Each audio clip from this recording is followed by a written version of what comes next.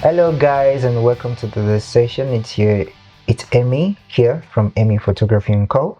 Today I will be focusing on something a little bit different, something from it's not something completely different, it's just something I'm already used to, but something I don't often do a video of. I used to do videos about it in the past, but now that I'm getting back into a bit more tutorial and educational content, I am happy to share this with you guys. So NBP, it's a Photoshop action that every photographer needs. Like, trust me, I'm sure you probably have something similar to what it does, but the way it works, the way this one works, what I enjoy about it is just, it's literally a click away.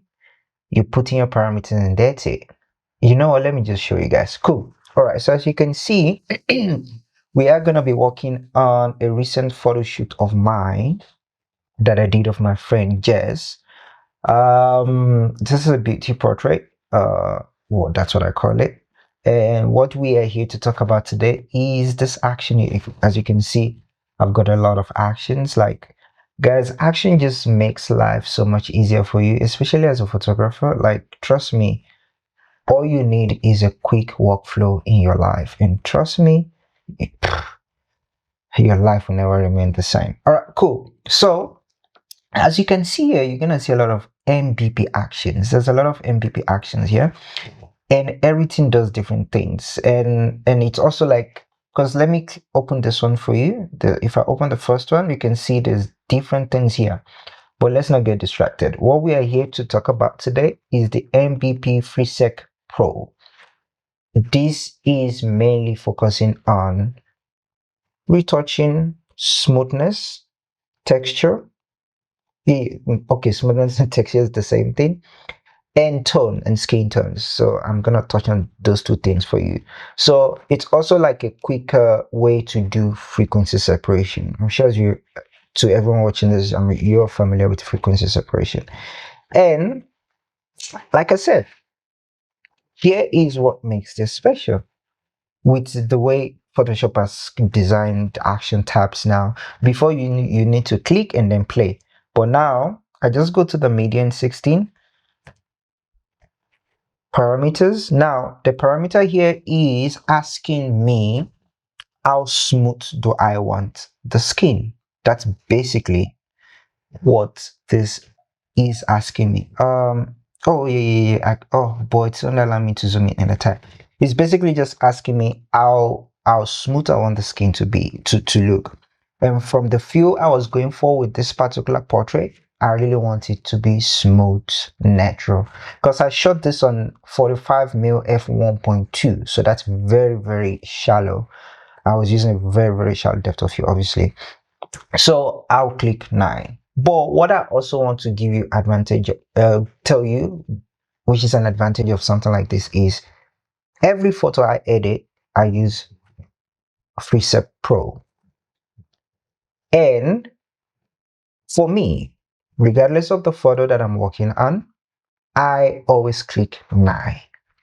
What that does for all my photo is all my photo will always remain consistent no matter how I edit it. As long as I use the same parameters, it means all my photo will be edited in the same way. As someone who has OCD, it's very important to me that everything looks the same. And trust me, this is just amazing. And all I have to do is click OK, and we're good to go.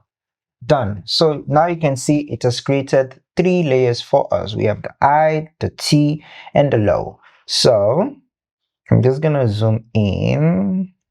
There we go. Cool. All right. We've got the high, we've got the T, and we've got the low. The high is, how do I describe it? Because I'm trying not to use too technical terms for you guys, because guys, I didn't go to school for photography, so I don't even know which term to use correctly. But oh cool, the high is for something like this. You see here, even though I've cleaned up the skin before I apply my frequency separation, Maybe there's like something I missed that I still want to remove in the shop. Let's hope this is true. Fingers crossed. Yay! Okay, I knew that. I was just joking. Cool.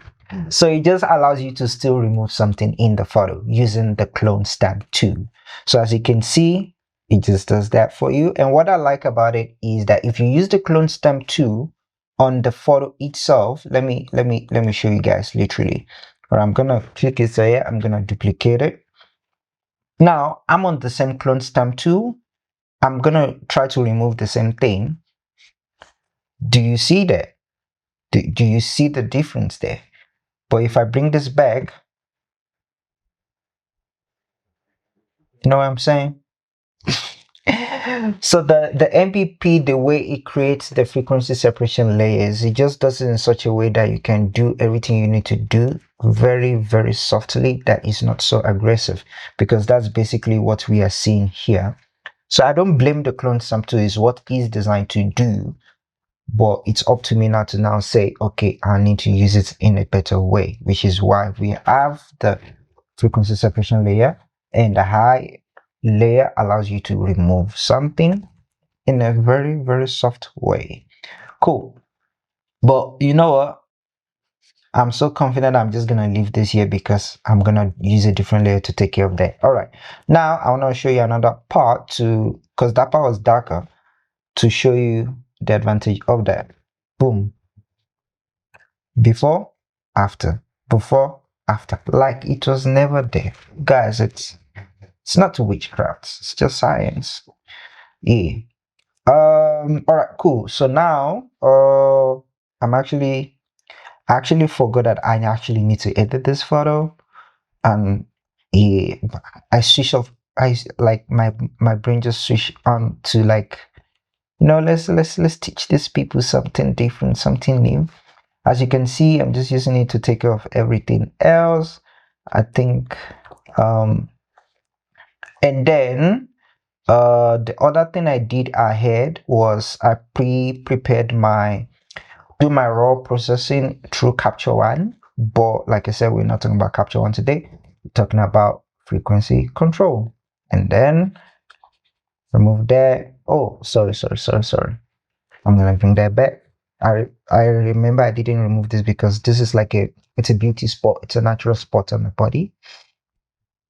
So I'm not removing that. All right, cool. So we are gonna leave that at that, and that is telling you what the layer of the high, what the high layer does. Like, don't worry, it's not gonna get you high, but it's the high layer. All right, cool. So now we are going to. I would like to go to the on a normal day. On a normal day, I will go to the tone now.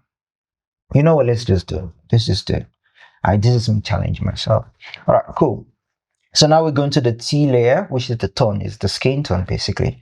All right, now on the high layer, we're using the clone stamp tool. On the T second layer, tone layer, I will be using the brush, the normal brush. Now, this is the very, very most important part about this. Forget the NBP for a second. Your brush, let me see if this thing can focus. Oh, this thing like my eyes too much. Your brush plays a big role in what you're about to experience now. So now, the opacity of your brush must always be 100%.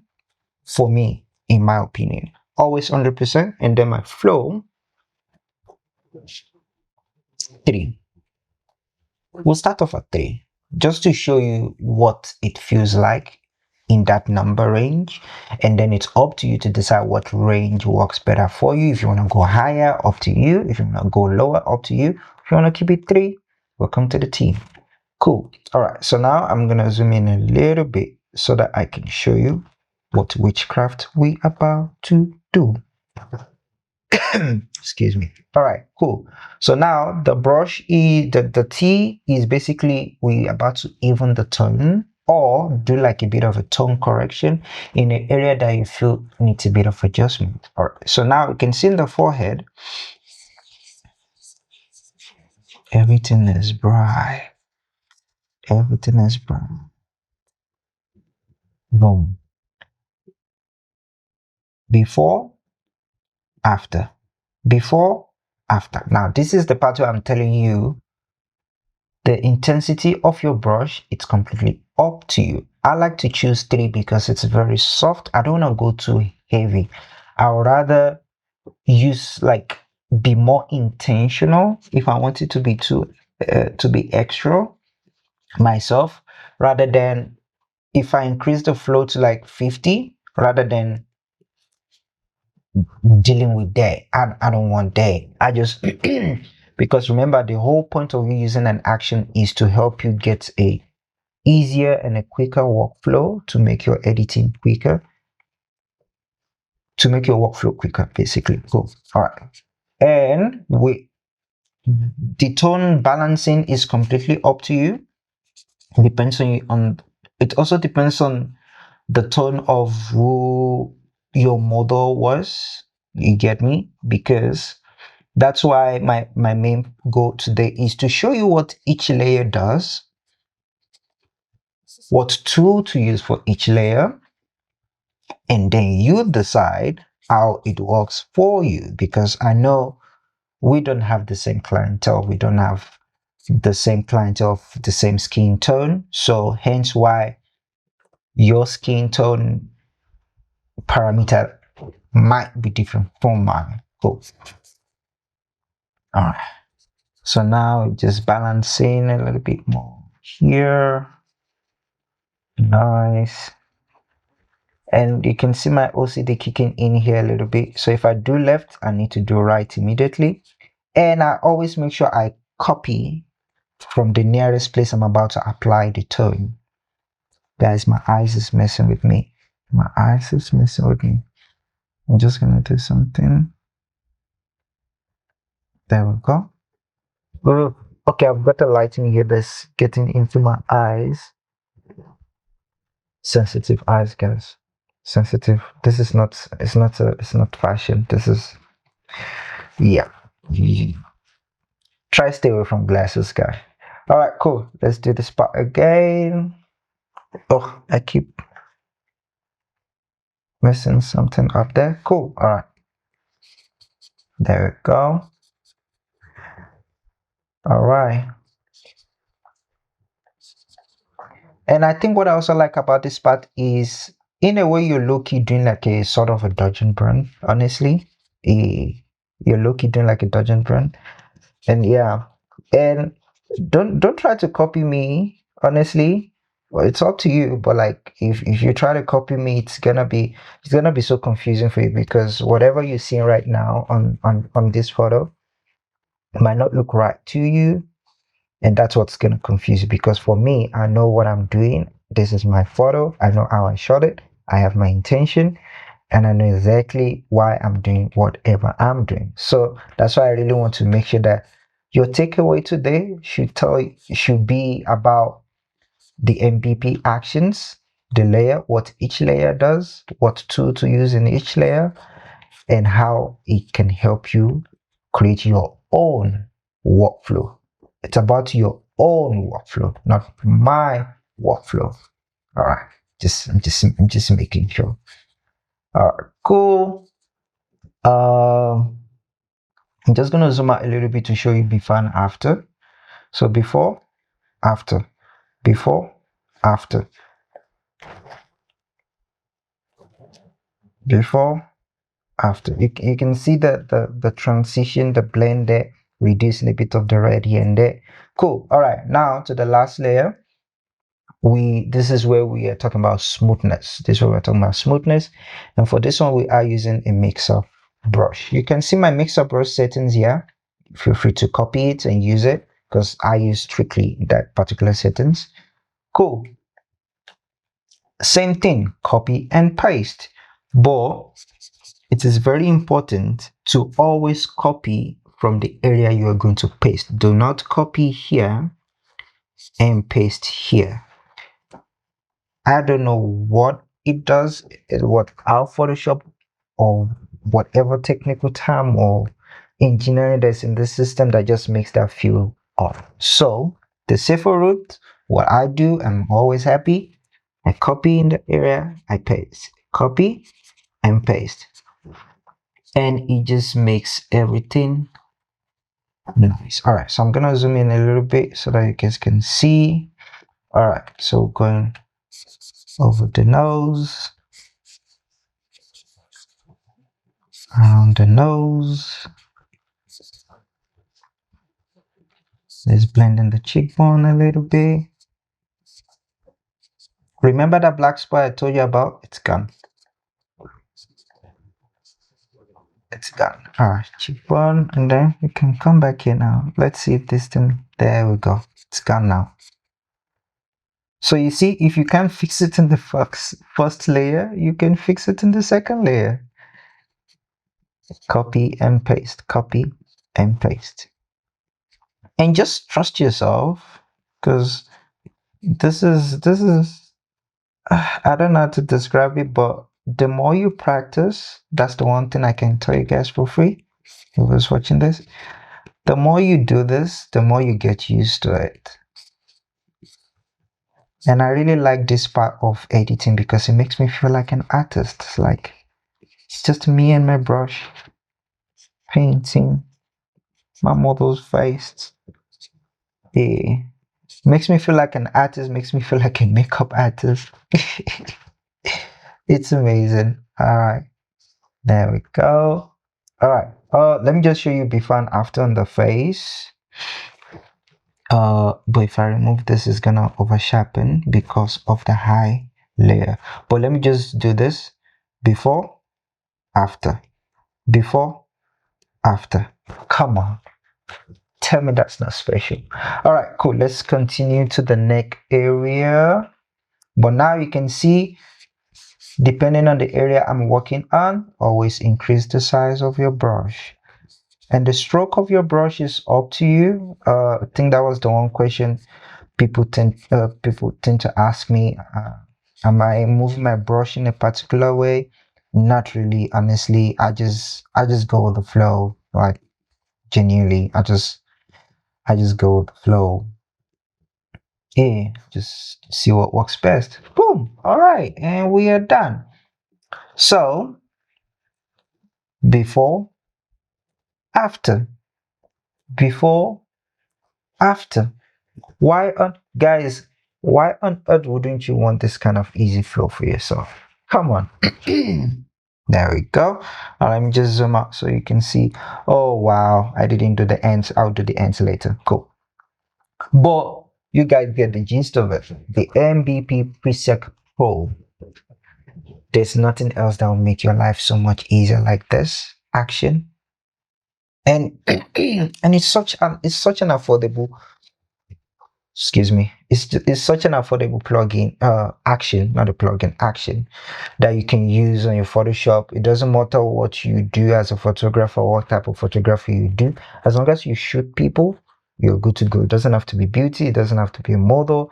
It can be your everyday client, corporate shoot, fashion shoot. It works for everything.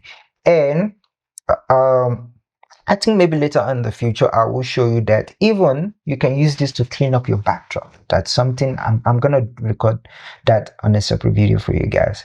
But like I said, today is about Freqsep control. I really need to know what you think. What do you think? Based on what you've seen so far, what do you think? Because guys, this is just amazing. And like I said, it's the end of this episode for you.